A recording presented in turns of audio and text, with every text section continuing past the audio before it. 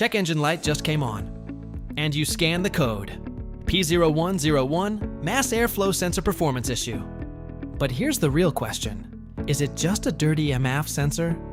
Or is it actually a bad sensor that needs replacement? Because replacing the wrong part can waste your money fast.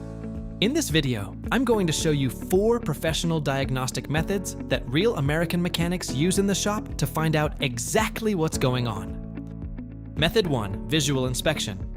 First thing every professional mechanic does, before touching any scanner, is a visual inspection. Pop the airbox open and check. Dirty or clogged air filter. Dust or oil contamination inside the intake tube. Loose or cracked intake hose. Unplugged or damaged MAF sensor connector.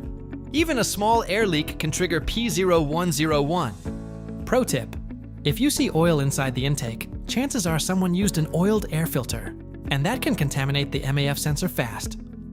Method 2, MAF sensor live data test. Now we connect a scan tool and look at live data. At idle, a healthy MAF reading should be stable and consistent.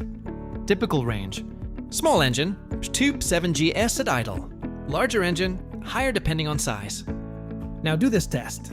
Lightly rev the engine to 500 RPM. The reading should smoothly increase. No hesitation, no sudden drops. If readings jump, freeze, or stay too low, possible dirty or failing MAF sensor. Method 3, MAF cleaning test. Before replacing anything, always try cleaning it. Steps: remove the MAF sensor carefully. Use only MAF sensor cleaner. Never brake cleaner. Spray the sensor element gently. Let it air dry completely. Reinstall and clear the code. Now drive the vehicle. If P0101 disappears and performance returns, it was a dirty sensor. Pro mechanic insight: about 40–50% of MAF related codes are just contamination, not failure. Method 4, unplug test, plus fuel trim analysis. This is the most professional diagnostic step. With engine running, unplug the MAF sensor. Now observe. If engine runs better, MAF is likely bad. If engine runs worse, MAF may be okay. Problem is elsewhere.